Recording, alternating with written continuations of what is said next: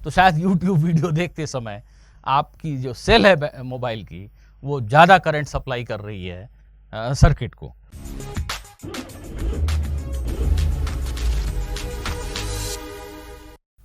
Maximum power transfer theorem for a DC cell, ये मुझे लगता है कि एक बहुत बड़ा मिसअंडरस्टूड कॉन्सेप्ट है।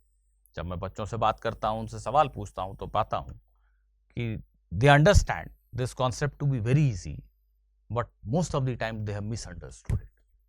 तो अगर आप में से किसी ने इसको गलत समझ रखा है कि इसका मीनिंग क्या है, तो उसको आज हमेशा हमेशा के लिए सही कर लेंगे एक क्वेश्चन के थ्रू। ये क्वेश्चन मैंने अपनी बुक से उठाया है, प्रॉब्लम बुक से उठाया है, वॉल्यूम 2 से, और पढ़ते हैं हम आज का हमारा ये question. In order to heat a liquid, an electric heating coil is connected to a cell of EMF 12 volt and internal resistance 1 ohm. This is a liquid, it is to be heated. This is a cell having EMF of 12 volt and its internal resistance is 1 ohm. 12 volt 1 ohm cell को एक liquid को heat करने के लिए use किया जाना है, और नेचुरली एक हीटर आप यूज करोगे, सेल से एक रेजिस्टेंस कनेक्ट करोगे, तो resistance has been connected. There are 3 options for selecting the resistance of the heating coil. इस हीटिंग कॉइल के रेजिस्टेंस को चुनने के 3 ऑप्शन है। मतलब आप इस कॉइल का जो रेजिस्टेंस है R, इस रेजिस्टेंस की वैल्यू 1 ओम पे सेट कर सकते हो, चाहो तो 2 ओम पे सेट कर सकते हो, और चाहो तो 4 ओम पे भी सेट कर सकते हो। तो 3 चॉइसेस आपको दिए गए, आप चाहो तो इसको 1 ओम कर लो, 2 ओम कर लो, या 4 ओम कर लो। And this cell has a rating of 2000 milli ampere hour. इसका क्या मीनिंग होता है, इस पे भी हम बात करेंगे। मोबाइल खरीदने के पहले ये जरूर देखते हो तुम लोग, है कि नहीं? तो cell has a rating of 2000 milli ampere hour and it is to be use to heat the liquid. और इस सेल को इस्तेमाल करना है इस लिक्विड को हीट करने के लिए till the cell expires. Cell पूरी तरह खत्म हो जाए तब तक इस सर्किट को चलने देना है, और हम चाहते हैं कि लिक्विड में हीट जाता रहे जब तक कि सेल खत्म ना हो जाए। The cell maintains a constant EMF till it last. ये लिखा है कि सेल खत्म होने तक, एक्सपायर होने तक कांस्टेंट ईएमएफ 12 वोल्ट का बना के रखती है। अब इसमें क्वेश्चन के 2 हिस्से, इसमें पहला पार्ट ही सबसे इंपॉर्टेंट है। Which value of R will you choose so that maximum heat is transfer to the liquid before the cell expires. ये सेल एक्सपायर होने के पहले इस लिक्विड को मैक्सिमम हीट मिले, इसके लिए कैपिटल आर की वैल्यू आप क्या चुनोगे, 1 ओम, 2 ओम या 4 ओम? ये सवाल है जिसका आपको सही आंसर ढूंढना है। मान लेते हैं कि इस केस में आपने लिक्विड को हीट H0 ट्रांसफर किया। अब सेकंड पार्ट बोलता है which value of R will you choose so that heat is transfer to the liquid at the fastest rate. R की किस वैल्यू के लिए लिक्विड को जो हीट मिलेगा वो फास्टेस्ट पॉसिबल रेट पे मिलेगा। और अगर आप ये वाला ऑप्शन चुनते हो, आर की वैल्यू ऐसी चुनते हो कि लिक्विड को हीट फास्टेस्ट रेट पे मिले, तो इस केस में जो ये H0 निकाला था तुमने, उसका कितना परसेंटेज हीट एक्चुअली लिक्विड को मिलेगा। जो पहले ऑप्शन में H0 कैलकुलेट किया, उसका कितना परसेंट इस केस में लिक्विड को हीट ट्रांसफर होगा अगर आपने आर की वैल्यू ऐसी चुनी है जिससे हीट मैक्सिमम पॉसिबल रेट से रैपिडली ट्रांसफर हो। तो मैं एक बार हट जाता हूं बिल्कुल आपके सामने से, आप इस क्वेश्चन को कैप्चर कीजिए और खुद से जरूर सोचिए, बिल्कुल जरूर सोचिए, थोड़ा समय सोचिए, सभी बच्चों को ये आता है, सोचिए। सबसे पहले ये मोबाइल का जो, जब आप मोबाइल खरीदने जाते हो तो उसकी बैटरी में मिली एम्पियर आवर एक स्पेसिफिकेशन होता है जिसको आप जरूर देखते हो कि 2000 मिली एम्पियर आवर का सेल है, 3000 या 4000 मिली एम्पियर आवर का सेल है। 4000 मिली एम्पियर आवर का सेल है तो आप समझते हो कि ये बड़ी दमदार बैटरी है। आखिर ये मिली एम्पियर आवर होता क्या है, इसको समझने के लिए आपको सिर्फ इसके यूनिट को देखने की जरूरत है। मिली एम्पियर करंट का यूनिट है, आप चाहो तो इसको एम्पियर में भी लिख सकते हो, आवर टाइम का यूनिट है। तो naturally current into time, this is nothing but charge. तो ये जो मिली एम्पियर आवर है, ये बेसिकली आपको बता रहा है how much charge can be pass through this cell before it expires, right. जैसे 2000 मिली एम्पियर आवर का सेल है तो 2000 मिली एम्पियर करंट अगर तुम इस सेल से ड्रॉ कर रहे हो तो it is going to last for 1 hour. 1 hour में दिस सेल विल एक्सपायर। अगर आप इसी सेल से 1000 मिली एम्पियर का करंट ड्रॉ कर रहे हो then it will last for 2 hour. So this is 2000 milli ampere hour. अगर आप सिर्फ 500 मिली एम्पियर का करंट इस सेल से ड्रॉ कर रहे हो, constant current, then it is going to last for 4 hours, so on so forth. तो आपके मोबाइल की बैटरी डिस्चार्ज हो जाती है, एक्सपायर हो जाती है जल्दी। अगर आप यूट्यूब वीडियो बहुत सारे देख लेते हो तो शायद यूट्यूब वीडियो देखते समय आपकी जो सेल है मोबाइल की वो ज़्यादा करंट सप्लाई कर रही है सर्किट को। तो जो करंट की वैल्यू है वो हाई अगर है, then the time for which the cell is going to last will be small. But the basic thing is milliampere hour tells you how much charge can be passed through the cell before it gets completely discharged, right? Okay, so this is one thing.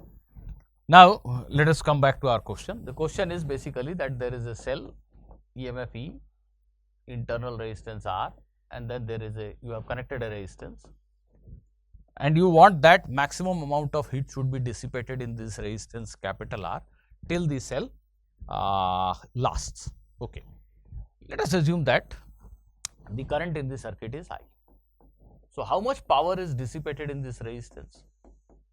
It is I square R. Okay, this is the rate at which heat is being produced here. Now at what rate this cell is doing work? That means what is power supplied by this cell? अगर circuit में current I है, then cell is supplying power at a rate of course I into E, no doubt about it, isn't it? I into E, but I will write it as I square R plus R. I hope you understand this. I into E is equally correct, and the rate at which cell is supplying energy is equal to the rate at which heat is being dissipated in these two resistances. दोनों resistance में मिला करके जो जिस rate से heat dissipate हो रहा है उसी रेट से सेल एनर्जी सप्लाई कर रही है। So power of the cell मतलब सेल एक सेकंड में कितने जूल वर्क कर रही है वो इतना है। एक सेकंड में इस रेजिस्टेंस में कितना हीट इवॉल्व हो रहा है वो इतना है। ठीक, 1 मिनट के लिए इन दोनों का रेशियो ले लीजिए।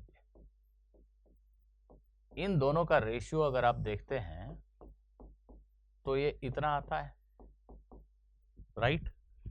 अब अगर तुम ये चाहते हो कि सेल जितने समय तक भी चले, टोटल एनर्जी जो यहां डिसिपेट हो वो सबसे बड़ा हो, तो प्लीज समझिएगा सेल जो ओवरऑल एनर्जी सप्लाई करने जा रही है सर्किट को वो फिक्स्ड है। कैसे? ई वोल्ट की सेल से आई करंट पास होने से पर सेकंड इतने जूल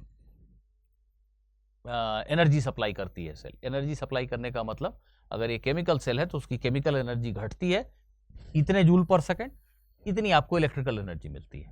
अगर टी सेकंड तक ये मामला चलता रहा तो टोटल इतने जूल एनर्जी सेल ने दिया, इसका मतलब इतने जूल सेल की केमिकल एनर्जी घट गई और आपको इलेक्ट्रिकल एनर्जी मिल गई। So basically it is nothing but current into time is charge E into Q. तो अगर ई वोल्ट के सेल से क्यू चार्ज तुम पास करते हो, चाहे जितने समय में पास करो, 1 सेकंड में कर दो या 1 घंटे में करो, धीरे धीरे करो या एक झटके में कर दो, अगर क्यू चार्ज पास हुआ ई वोल्ट के सेल से तो सेल ने जो एनर्जी सप्लाई की वो ई इंटू क्यू है। हमने समझा है कि 2000 मिली एम्पियर आवर का सेल है तो ये fixed amount of energy he charge he supply कर सकता है सर्किट को। वो क्वांटिटी जो है 2000 मिली एम्पियर आवर वो चार्ज ही तो है। ई भी फिक्स्ड है, क्यू भी फिक्स्ड है, तो सेल जो एनर्जी सप्लाई कर सकती है ओवरऑल वो फिक्स्ड है। हम चाहते हैं कि उसका मैक्सिमम हिस्सा, उसका मैक्सिमम फ्रैक्शन यहां चला जाए। तो इस रेजिस्टेंस में सेल ने जो एनर्जी सप्लाई की उसका मैक्सिमम हिस्सा आएगा, मैक्सिमम फ्रैक्शन आएगा तब जब ये क्वांटिटी मैक्सिमम हो। ये क्या लिखा है मैंने? Power dissipated here divided by power supplied by the cell. It is independent of the value of current actually, it just depends on ratio of this resistance and total resistance. तो जब ये number maximum होगा उस case में यहाँ पे जो energy dissipate हो रही है वो मैक्सिमम होगी। ये नंबर मैक्सिमम कब होगा? इसको ऐसे लिख देते हैं, कैपिटल आर को एक जगह कर देते हैं, ऐसे ऊपर नीचे कैपिटल आर से डिवाइड कर दो। ये नंबर मैक्सिमम कब होगा? अब आप सोचिए, ये मैक्सिमम होने का मतलब ये मिनिमम होने का मतलब कैपिटल आर सबसे बड़ा। तो जो कैपिटल आर है वो 4 ओम दिया हुआ है कि सबसे बड़ा हो सकता है। 1 ओम, 2 ओम, 4 ओम, 3 ऑप्शन है आपके पास। तो आप कैपिटल आर को 4 ओम पे जब रखोगे बच्चों तो ये नंबर छोटा मीन्स ये डिनोमिनेटर छोटा, ये नंबर बड़ा। इस केस में कैपिटल आर में सबसे ज्यादा एनर्जी डिसिपेट होगी। और वो एनर्जी कितनी होगी उसको एच नॉट कहा गया है। वो मुझे लगता है अब आप सभी लोग कैलकुलेट कर सकते हैं। क्यों? क्योंकि अब आपको समझ में आ गया कि ये 4 ओम है और ये 1 ओम है। ठीक है, तो हमारी जो सेल है वो टोटल कितनी एनर्जी सप्लाई करने वाली है, टोटल कितना हीट सप्लाई करने वाली है, या उसको एनर्जी लिख लेता हूं, energy supplied by the cell कितना होने वाला है, ई इंटू क्यू से निकाल लो। 12 वोल्ट का सेल है और चार्ज कितना है टोटल जो हम फ्लो करा सकते हैं, 2000 milli ampere hour. Milli ampere को एम्पियर में कन्वर्ट करने के लिए 1000 से डिवाइड कर दिया एम्पियर, आवर को सेकंड में कन्वर्ट करने के लिए ये इतने जूल एनर्जी आपकी सेल जो है वो सप्लाई कर सकती है। This is 24 into 3600 joule. ये total energy supplied by this cell है। उसका एक फिक्स्ड फ्रैक्शन यहां पे जाना है, वो फ्रैक्शन यही है, isn't it? तो बहुत आसानी से आप बता सकते हो कि एच नॉट क्या है। एच नॉट किसको कहा गया है क्वेश्चन में, यहां कितना हीट डिसिपेट हुआ, तो इतनी एनर्जी का ये वाला फ्रैक्शन, ये वाला फ्रैक्शन कितना है भाई, 4 4 1, ये 4 है, ये 4 है, ये 1 है, on this into 24 into 3600 joule. ये प्लीज आप सभी लोग खुद से कैलकुलेट कर लीजिएगा। ठीक है, ये एच नॉट आ गया। अब जो क्वेश्चन का दूसरा हिस्सा है, which value of R will you choose so that heat is transferred at maximum rate.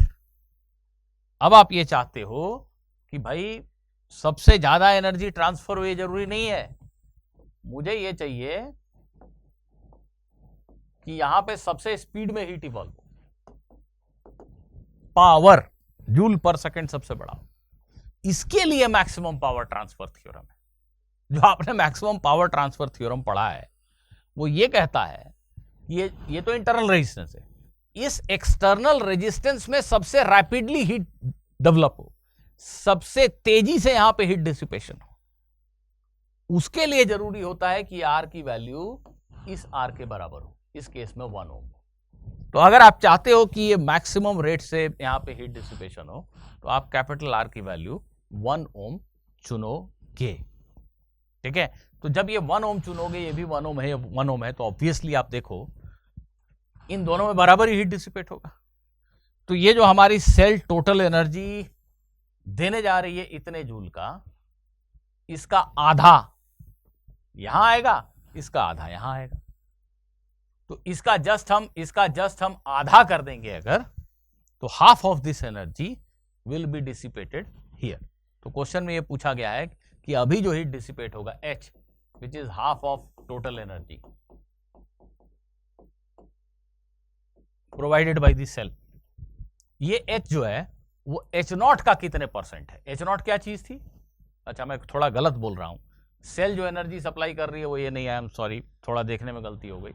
Cell जो एनर्जी सप्लाई कर रही है वो ये है, इस एनर्जी का हाफ, इस एनर्जी का हाफ यहां डिसिपेट होगा, हाफ यहां डिसिपेट होगा। ठीक है, इसको हम H बोल रहे हैं, और क्वेश्चन ये पूछ रहा है कि ये जो H है इस H नॉट का कितने परसेंट है, ये बताओ, ये आप कैलकुलेट कर सकते हो। तो बच्चों वीडियो को फटाक से लाइक कर दो, कुछ लोगों को शेयर भी कर दो भाई, और मैं आशा करता हूं कि आप सभी को ये समझ में आया, आपने इसको एंजॉय किया। खुश रहिए, पढ़ते रहिए और इस चैनल को देखते रहिए।